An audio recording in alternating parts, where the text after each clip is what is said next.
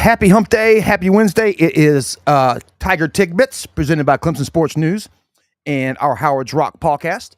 And we are also all sponsored by Ingles. Low prices, love the savings, Ingles. We're also sponsored by Benson Ford out there in Easley on 123. Stop by and see the folks at Benson Ford and tell them Clemson Sports News sent you and get you a new truck, EV, something like that. Also, the guys at Oakway Tractor. Andy and the guys at Kubota Tractor, they got all the coolest Orange Days stuff going on out there. They got great things. Go out there, ask for Andy at Oakway Tractor. And let's get right into it, guys. Breaking news this afternoon. 4-star offensive lineman Leo Delaney out of Charlotte, North Carolina, Providence Day High School, commits to Clemson. The number 62 overall prospect in the nation picked the Tigers over a host of other schools, including Ohio State, Alabama, yada, yada, yada. This guy is a beast. I went and checked out some film on him. His teammate is Gordon Sellers, the wide receiver who just committed a couple weeks ago. He's a guy who just dropped an article out there on the website, and this comes on the heels of yesterday's commitment of Max Brown, the 3 or 4-star linebacker, whichever way you want to look at him, out of Jefferson, Georgia, and the brother of Clemson linebacker Sammy Brown. He committed yesterday to Tigers 2027 class. Over the weekend, Clemson had several players in for the official visit weekend. We put up a big synopsis article on that. That's also on ClemsonSportsNews.com. We discussed all the players that came into town and what the projections are as they leave. And there's some good things going on. The number one player in the country, we think, is Tyler Atkinson, the linebacker out of Grayson, Georgia. Great vibe leaving town. I'll just tell you, Clemson's in a really good spot with him. And several others. We'll update. Go read the articles, ClemsonSportsNews.com. They're all there. Another commit later this week. We are projecting Carter Scruggs, another offensive lineman, a great player, a 4-star to pick the Tigers later on this week. We're going to go ahead and throw that out there for you. There's more stuff to come out of this recruiting class. Stay tuned. I think some things have been timed out to drop on time. But, yeah, check out the website, our social media feeds on Facebook, Twitter, Instagram. They're blowing up. Everybody's checking out the recruiting news. So you got that going on. And, again, lots of stuff coming out of this past weekend with the official visit weekend. And there's still the second week of the Dabo Swinney football camp is going on right now. So a lot of guys are showing up and working out for the coaches and getting offers. The biggest news was the 2027 offers went out because they had held back on that. Now they're starting to offer the 2027 kids here at camp. And, being the first commit, you saw the Max Brown commit, which is great. He's going to play himself right into one of the top players in the state of Georgia next year, right in his brother's footsteps. But get ready for some more good stuff coming out of the recruiting here in the next couple of weeks. That's going to be a majority of where we start anchoring our coverage now that we've finished out with baseball. And let's get over to baseball as we'll speak about that with some breaking news on baseball as well. Tigers finished the season over the weekend, lost the regional, in the game to West Virginia, and lost in the elimination game to Kentucky. Got themselves taken out of their home regional. Pitching, which we had pointed to here at Clemson Sports News from the beginning of the season, even our preseason reviews and things we were doing on the team, we were pointing to the pitching. And where was it going to come from, and who was it going to be outside of Canuck? And again, they tried their best. I think they did very well in covering some inadequacies in the pitching staff and also with the hitting, with how they played. This team won 45 baseball games, and Eric Backett said it himself. This team shouldn't have won 45 baseball games, and they did it because of grit and determination and character, and that comes from coaching. He had them believing. He had them believing all year, and they believed and believed and believed, and they played like they believed. And that's what you got. And you saw players like Listy, that guy. That guy was just an absolute battery of electricity and energy. You could feel it on the field when he got out there. And it was contagious, across the roster. So you saw guys take up at times. Like Gerald at times became a hero in the middle of the lineup. So good things to look forward to next year. But here's the breaking news. We got 2 new pitchers today in the transfer portal. 2 new pitchers committed to Clemson today in the transfer portal. One being Hayden Simerson from Catawba. And Hayden was a first-team All-American this season. He led D2 in saves with 17 saves in Division II baseball. He features a fastball, a splitter, a slider, and a curveball. His fastball touches 96 on the gun. That's a good pickup, right-hander. Okay, he's out of Catawba. Division II. He was the top pitcher in the Division II. Next one is Ariston, Ariston, Ariston. And that is Veasey. His last name is Veasey, Veasey. Okay? He is a right-handed pitcher. Excuse me. Sorry about that. He formerly played at Alabama.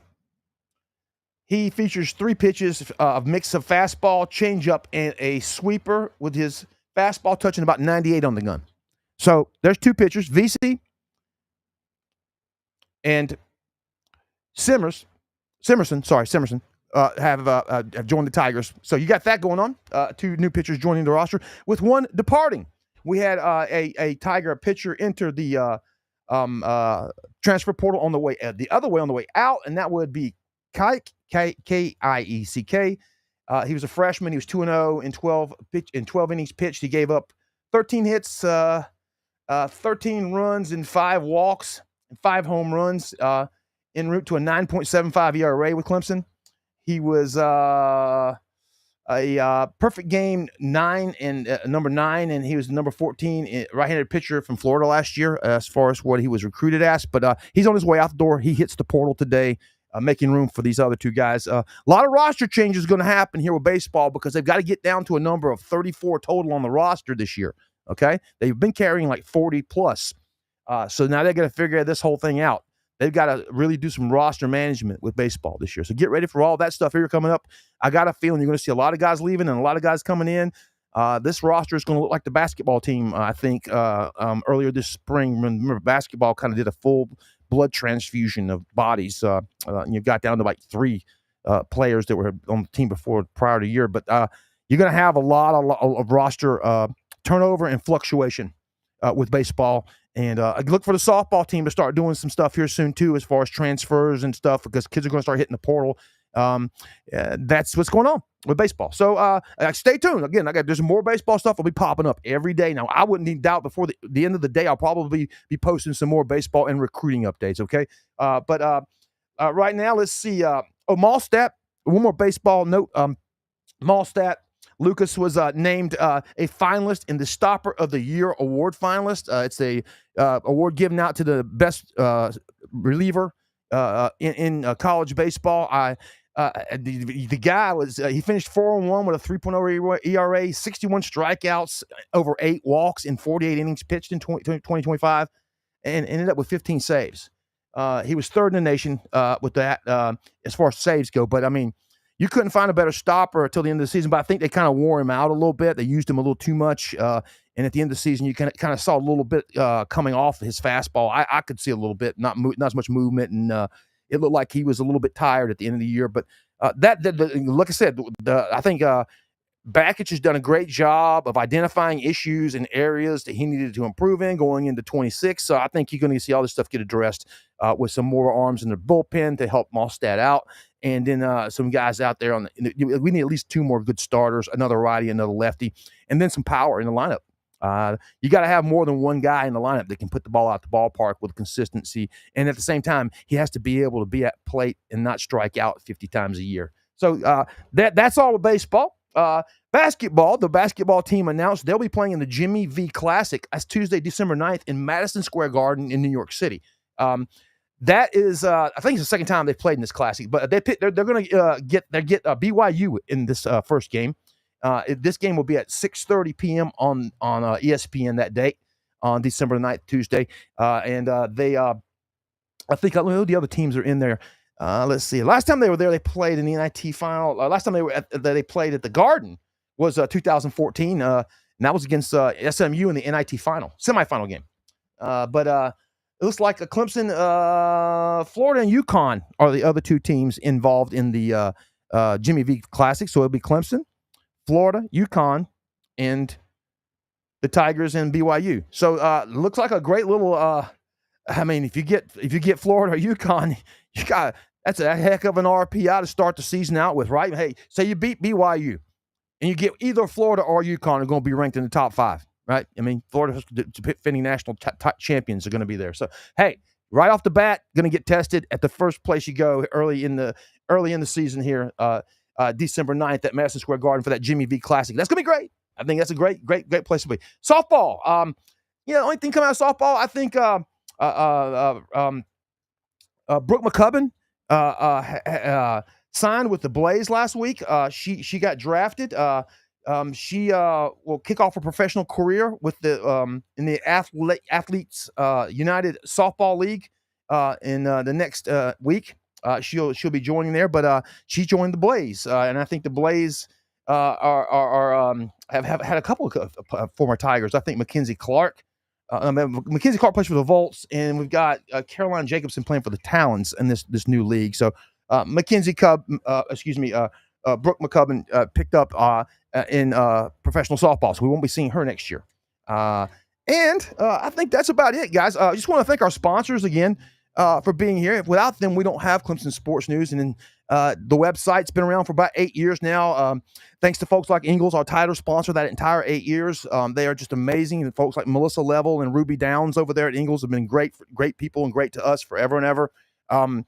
Then we got folks like, the small mom and pops, the folks that ride around in the neighborhoods, because we have over 50 plus advertisers. We just picked up some new ones. Picked up Elite Custom Golf Carts over there in Greenville.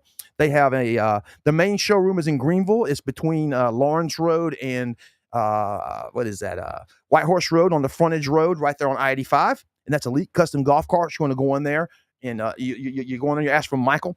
Then they've got a location in Fountain Inn, and they've got a location in Seneca as well. So that's Elite Custom Golf Carts. Also, Amish Furniture Gallery of the Upstate Amish Furniture Gallery. It's on 123 in Seneca. It's located right next to the Tractor Supply. If you go in on 123 in Seneca and you get there around Sandifer Boulevard and all that stuff, if you're around the area, you know what that is. You pass by the Walmart, and as soon as you pass by the Walmart, look to your left.